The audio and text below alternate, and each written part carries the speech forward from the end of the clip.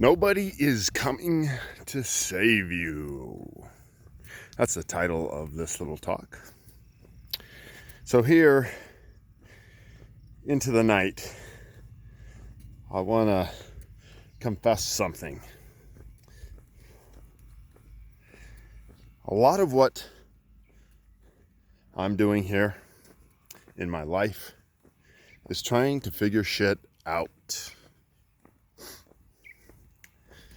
Best way to say that is try to find a good life for myself, for my family, and for you guys, for you. So today, let's figure some shit out, right? So I'll show you a little bit of my process. So I have a mentor who loves to say, nobody is coming to save you. Nobody is coming to save you. And it's a great line. You put that up on Facebook or you yell it into a man's face. It's great. But what the fuck does it mean? So let's take it apart. Let's start examining that. Let's find out what that shit means. What it means to me. And maybe that'll have something to do with you. So the first thing that comes up for me is this concept of, if I'm sitting here wanting a glass of water and I can get up and go get it, get up and go get it. I'll just go up and get it. Having said that, when I'm sitting there thirsty and my woman or my friends or anyone in my family feels my need, they're like, oh, I can tell he's thirsty, and they get me a glass of water, there's something very delightful about that. Like they felt me and they understood me and they gave me something maybe that I wasn't even aware of. Maybe I didn't even really know I was thirsty. So there's a service in there. There's a salvation. And so that brings up in my mind, my pointy little fucking mind, is to ask, no one's coming to save you. What does that mean, save? What does it mean to be saved? And so I'm going to go to our Christian theology, our stories,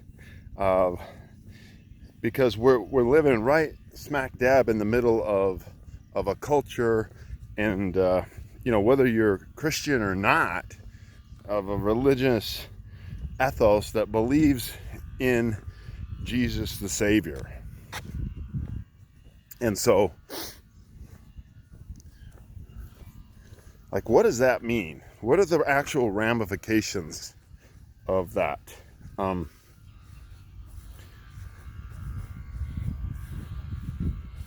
So one is that there's consequence out there, right? There is consequence. So if I drop a rock on my foot, gravity's going to take the rock, and it doesn't care. Like, it's got no evil or good in it. It's going to take the rock and pull it down. That's what it does. And if my foot's underneath it, it's going to get hit by the rock. So that's just a natural consequence of life. And if we could extrapolate all our life maybe into that. Though humans are vastly complex creatures, correct? Our heads are, and there's thousands of laws of thermodynamics. I mean, there's only one law, but you know what I mean, of how everything works and interacts with each other. So dropping a rock, how much does the rock weigh? Did I throw it down? Did I let it go? What thickness of shoe do I have? There's all sorts of fucking questions. But we're going to stay simple right now. Drop a rock. No good or evil in that. I mean, say someone else came up and dropped a rock, maybe on my head, right? They could have evil in it. But to gravity, it just wouldn't matter. Right?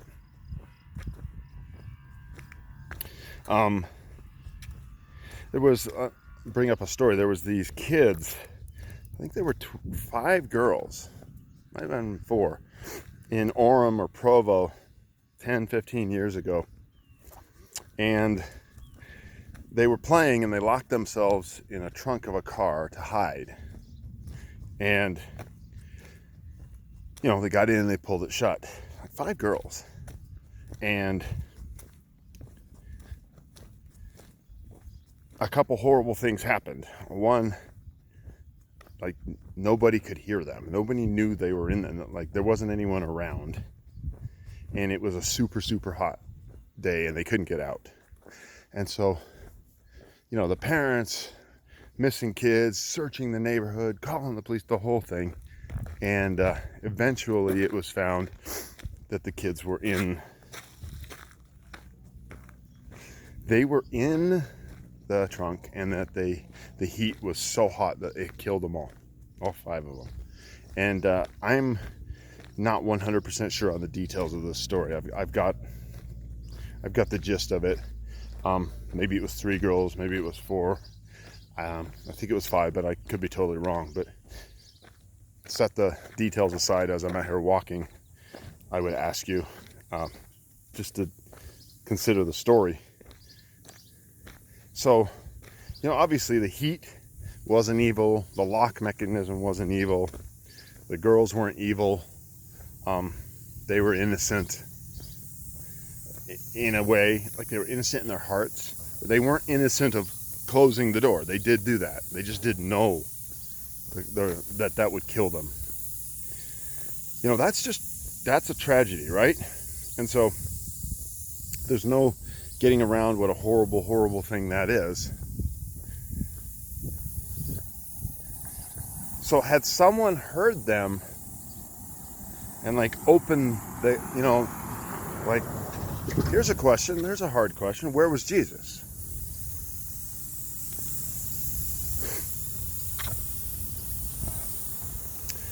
Where was Jesus?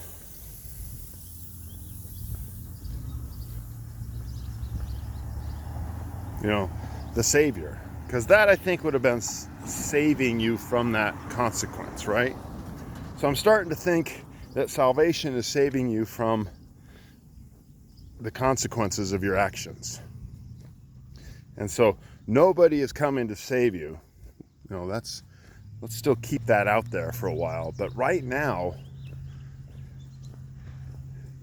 that would have been really great for those girls to be saved. In fact, the natural consequence of the heat, the lock, and the death, the only way, they were in an unwinnable situation by accident, by just nature of their curiosity, and just a perfect storm of a car being there. Somehow they get the trunk open, the whole thing. Nobody finds them. Just a perfect storm of consequence. Again, the consequences aren't good or evil. Heat is heat. A lock is a lock. No one was trying to punish them. But you've just got this consequence, this horrible, horrible consequence to our hearts. But consequence. Not evil, not good. And what they really needed was a Savior. Hello, everybody. They needed a Savior.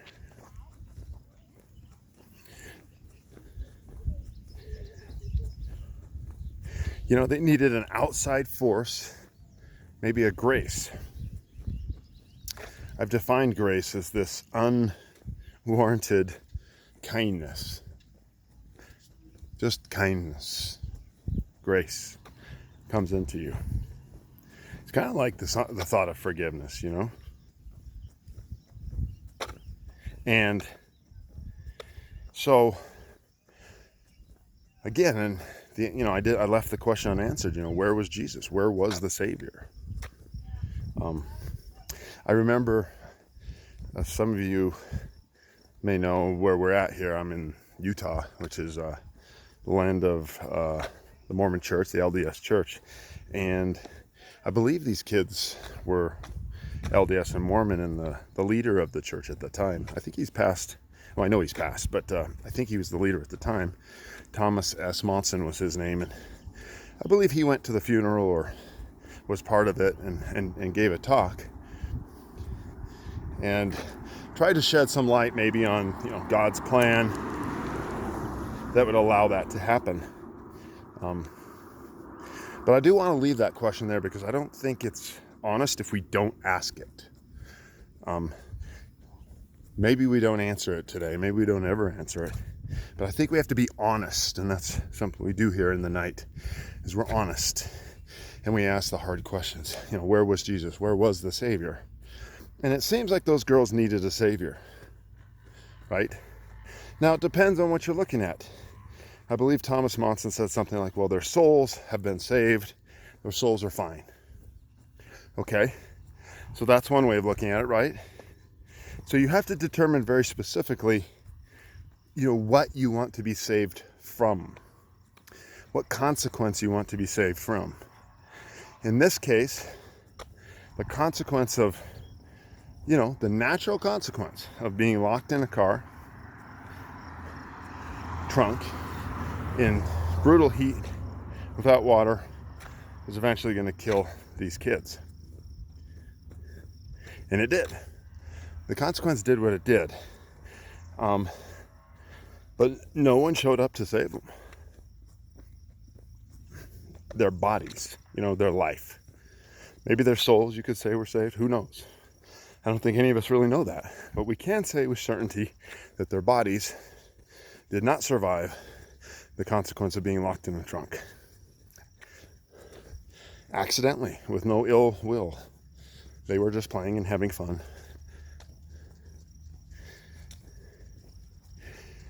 So what comes up for me next is this vague sense of memories and recalls in my brain matter of times I would suppose I was saved. I remember a very specific experience. I must have been 4 or 5 and I was running across the street to go see my friend. So I just ran down my driveway, which was a down, across the street and then up to his driveway. And I just went running out, just excited to go over to my friend's house. And I took 2-3 steps into the road and I heard the horrific screech and squeal of tires and burning rubber. And I turned and looked, and a car was screeching, barreling towards me. I froze, and it stopped. It's funny because I remember I was facing this way and it was on my right side. The camera's probably backwards for that. And I looked, and the bumper of the car, was just right there next to my knee, or my hip, I guess, since I was so small. Now, to add insult to this fucking injury, I want to tell you a funny part of that story. Is that car was my mom. So she got out of the car and literally started beating me, yelling at me. But, what saved me there? I mean, no one grabbed me and pulled me out of the way. There was a salvation, though, just luck. Like had someone been walking by and heard thunk, thunk, thunk, they would have been saved. Like a random chance would have happened. I had a friend named Leon, and we were talking about spiritual experiences once, and he had been, this was kind of a funny thing, he had been down in Peru or South America or Puerto Rico, I don't know, on his mission. That's a service, a volunteer service that LDS people sometimes choose to do. And when he was young, he went and did his mission. So he went on a mission. And we were talking about fun stuff, and he mentioned these creatures from South America called chupacabra. And you can look those up if you want. Chupacabra. Basically, these little demons. And it's a cultural thing down there. And I was talking to Leon, and I was playing Dungeons and Dragons back then and creating a series of adventures to publish to make money so that people could go through it and have an experience, a challenging experience. And me and my partner, Parker, he had been on a mission to South America, so he knew about these chupacabra and was telling me about them. And we were going to put some chupacabras, sneaky little demons, in the adventure to challenge the people going through it, players. It's kind of a fun thing. Imagine if you were plotting a movie and you had a hero and you wanted some bad guys, so we were going to use the chupacabra. And we did, actually, but let me go on. So Leon was telling me, oh yeah, those things exist. And I was like, really? And he's all, oh yeah, they exist. And I said, how do you mean? He goes, I saw them multiple times. Little eyes, little gnomes, they're like knee-high creatures. So they're all over South America. No bullshit. And so I thought it was really interesting. We had a lot of fun with that. You know, whether you believe him or not. I mean, he believed himself. He wasn't, bullshitting me. And so we're talking about that. And we brought up this concept of these little devil creatures out there fucking with you.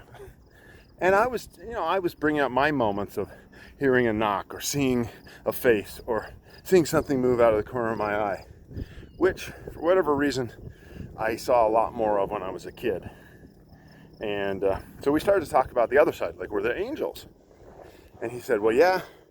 He said, I have seen an angel once in my life. I've seen a lot of the little demons, but in his life. And I was like, oh, okay. Would you mind sharing the story? And he said, sure. He's a kid. He's like 10 years old. He's supposed to be watching his 2 or 3 year old brother. And they're in the upstory house. And it's whatever the construction is, it's got a low windowsill. So he's 10 years old. He's like kind of playing his video game. And as any 10-year-old idiot will do, he kind of lost track of the little crawly bugaboo monster called his brother. And the kid went to the window, and Leon said he looked up and he was like, oh shit. Like, that kid could fall out of that window. So he threw down the controller, clattered on the ground, and he ran towards his brother. He's 10 years old. And he said his brother kind of looked at him and then just thought it was a game and boom, crawl out. And so Leon leaped, grasped for his brother as he was tumbling out the window and missed. They're on the second story and he does the two hands, out, and he kind of lands on the windowsill on his stomach. And then he leans down as his brother goes out, right out of his hands. He said it was like the fucking worst thing, like literally the worst thing you could do. Like, he just missed him by inches kind of thing. And directly below the way it was situated was a brick, one of those red brick walks. And there were flower gardens, but there was a brick walk right under the door. Like, somehow the brick came right up there for a spigot of a hose. So instead of a beautiful flower garden to fall into, here comes the kid. And so this interesting thing happened. The kid was saved. Now, what's the consequence? The natural consequence, the kid falls out the window. Bam. Splat.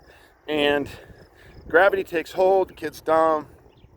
Leon's not evil, but he just doesn't watch his brother as carefully as he should. All the consequence. Again, I'm separating this for good or evil because we have to. We have to be honest. And good or evil, this doesn't have anything to do with a lot of these consequences.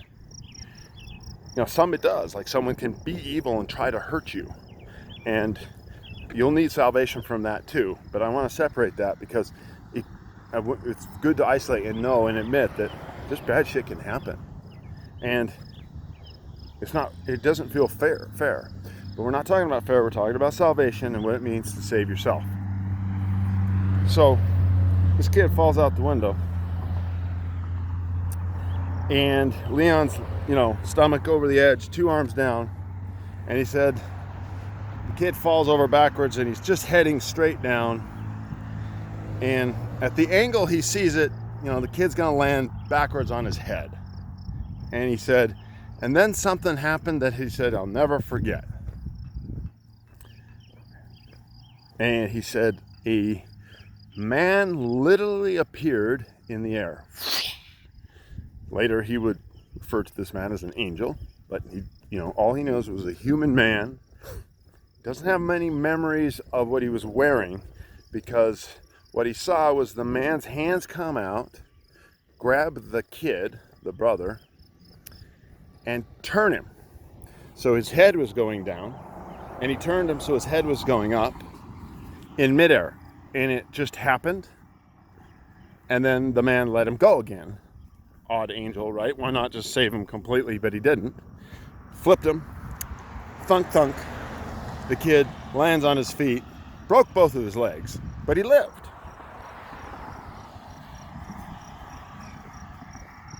So, it really just doesn't matter if Leon was telling the truth or not. And I'll tell you why it doesn't matter. Because throughout my years, 50 years on this planet, everyone I know has got some kind of weird story about something happening crazy. Maybe not quite as vivid as that, but everyone's had these events that saved them. I remember, like, the car, and I've had other events besides my, not getting hit by that car. I mean, think about it. If it's a half a second later, my mom ends up killing her own son in the car. I mean, what luck keeps that alive? I have 3 kids. I've seen them. Sometimes I've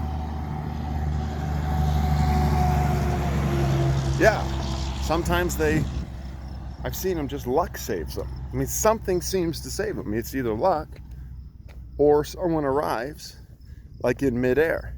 And I've had that kind of salvation too. I've had situations that were really, really tough. Here's a specific one. I was in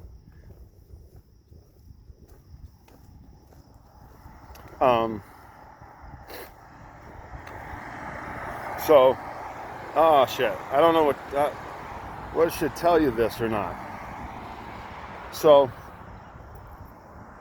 my first wife was an addict, and she left, and she was on a bender of alcohol and drugs, and in that anger left me and the kids. But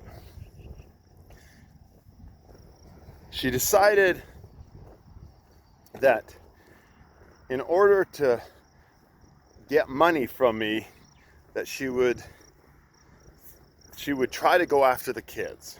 And so let me talk to you about my consequential situation that I was in. I have this very, very addicted, drugged out wife who's very aggressively attacking me to everyone about the kids, right? Lying, telling me that I'm harming the children so that she can get the kids, not because she wants them, but because she wants the money. And she eventually sobered up enough to apologize deeply for all of that. So that was another piece of grace, right? Of that I don't have to hold that hatred in my heart. So here I am, and if any of you have dealt with addictions, tough as hell, right? It already screws yourself up. Codependency is a real thing. It fucks you up, and I just want to protect these kids. And there's this consequence, good or evil, doesn't matter, that she's going to take my kids from me, make me look bad, and not just make me look bad, but like accuse me of hurting them. And I am like in a situation where this is a war coming up.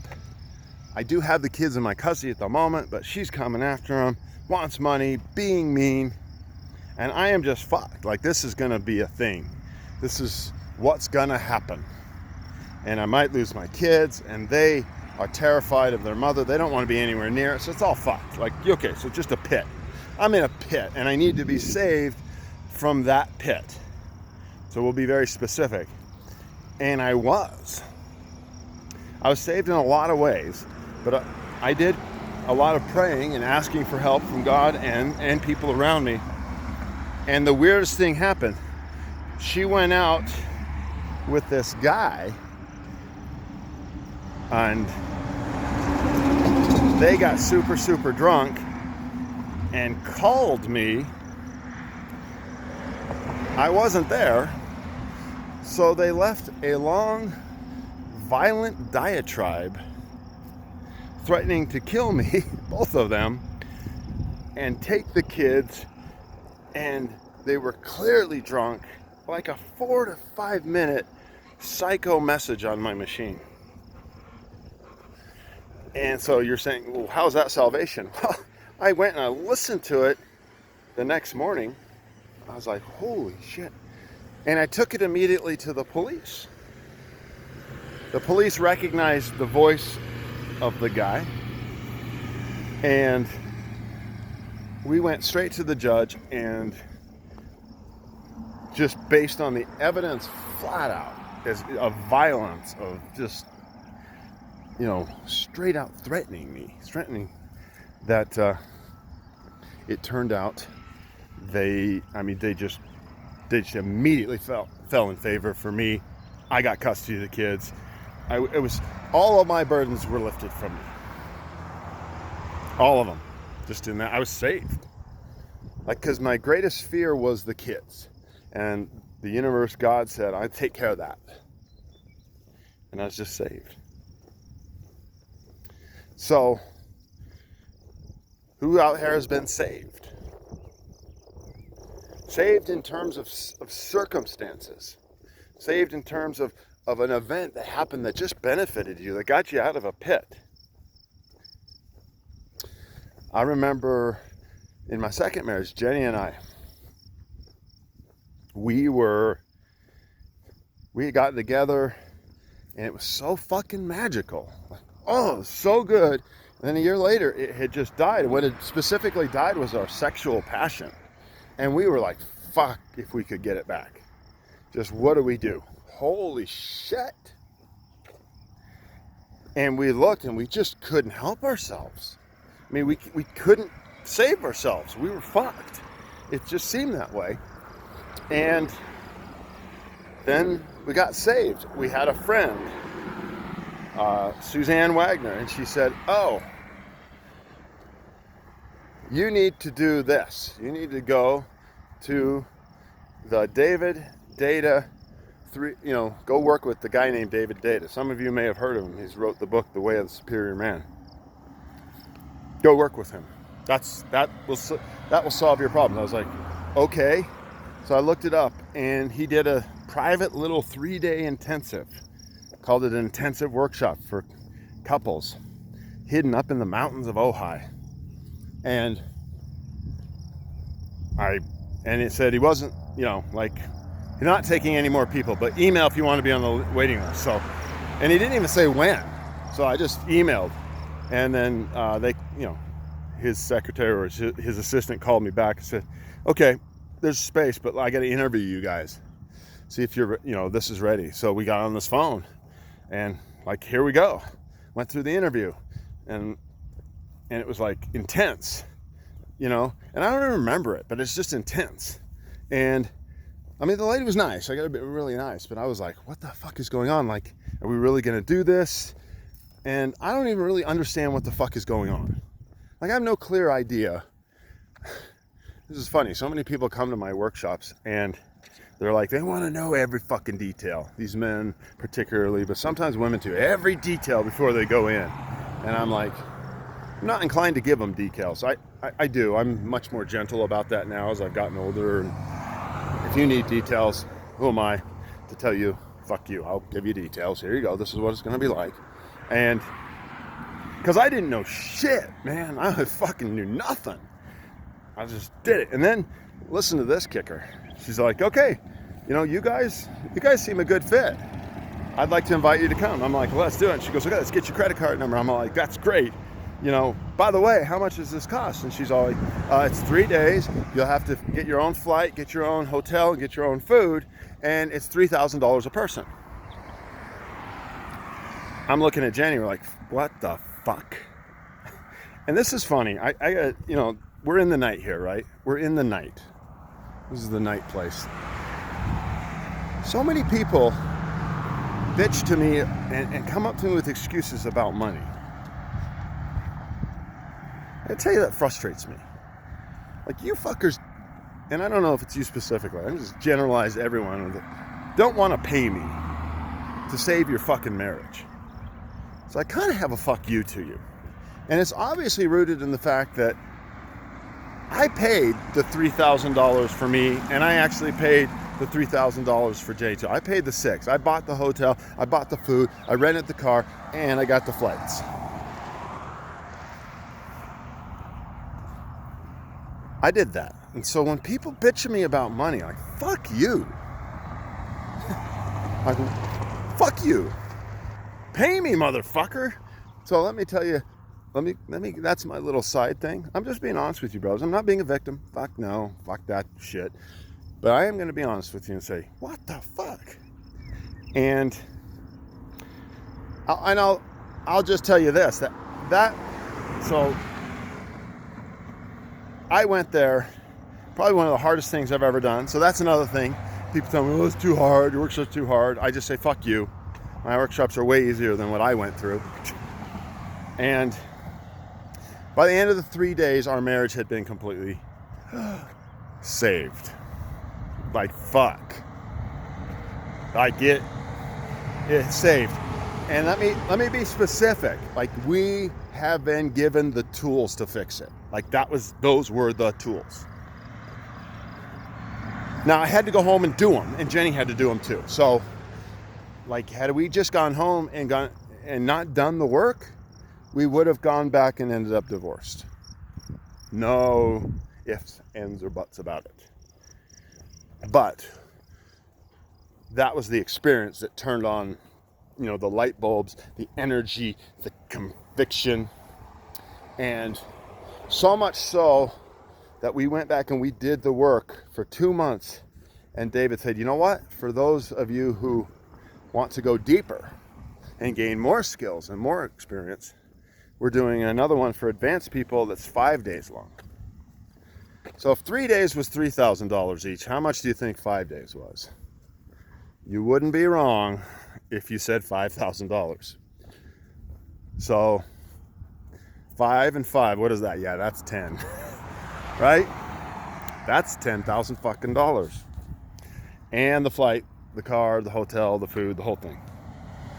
And staying, not working at home. So you lose the salary there. So, and why did we do that, right? Because we wanted to save the marriage. Like, we wanted very, very badly, like a hot, intense desire for this to fucking work.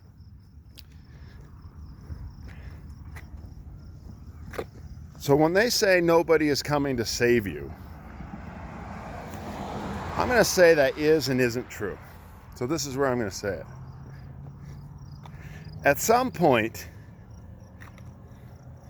I think you should all pray in your lives for grace when you're in a tough moment. If you find yourself locked in that fucking car and the heat, and you're not going to get out, and this could be a literal car, this could be a shitty job, this could be a shitty marriage, this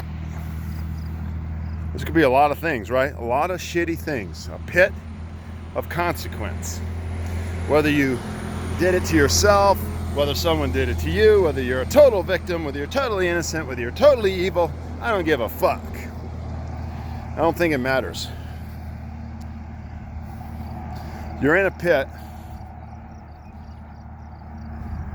right? And you need to get out. You want to get out. Like, you're clear about that. You want to get out. I think it's a good idea to pray at that time. I think it's a good idea to pray.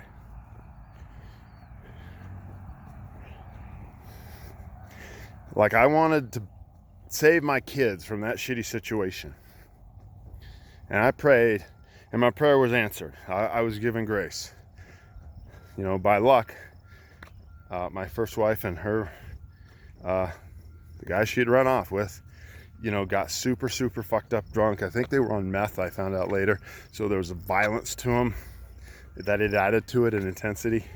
And I was just given custody, and that was the end of that. And so I still had to navigate her and her relationship to me and the kids and the divorce and the whole thing. Like, I had to navigate that. But the gift I was given was that my kids were safe with me at that moment. That was a blessing. I was saved.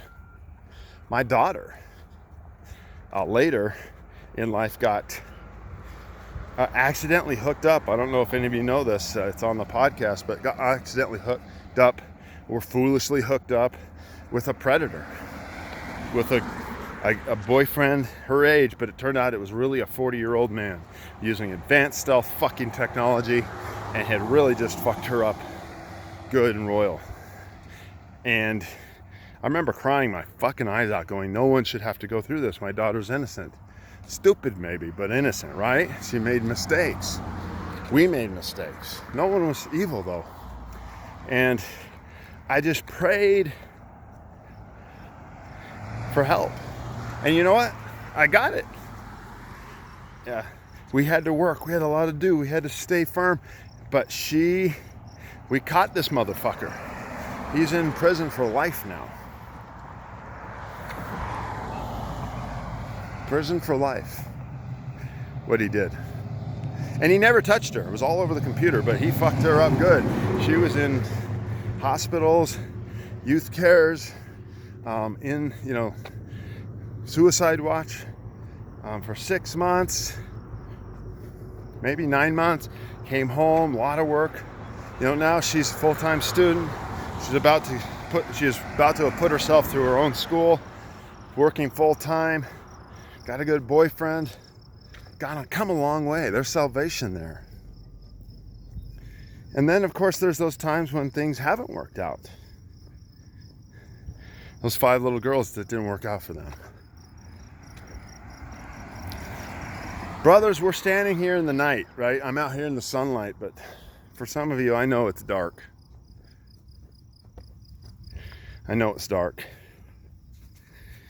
It's dark for me right now, various areas of my life. But I'm going to encourage you to pray. I'm not getting into Jesus or God or whoever the fuck you think, but you just ask in your heart for help in the night.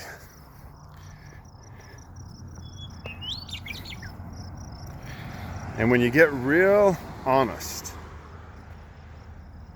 quiet, when there's an intensity of emotion that's not surface anger, not whine, not victim, just intensity of heart and surrender.